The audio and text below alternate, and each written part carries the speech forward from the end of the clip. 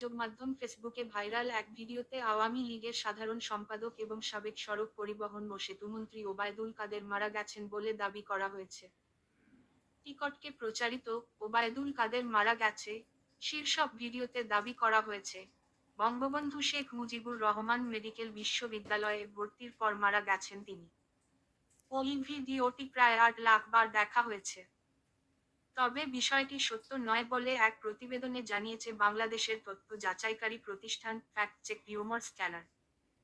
বৃহস্পতিবার ১২ই ডিসেম্বর ওই প্রতিবেদনে বলা হয়, ওবায়দুল কাদের মারা যাননি, বরং ২০২১ সালে তার অসুস্থতার ঘটনার পুরনো একটি ভিডিওকে উক্ত দাবিতে প্রচার করা হয়েছে।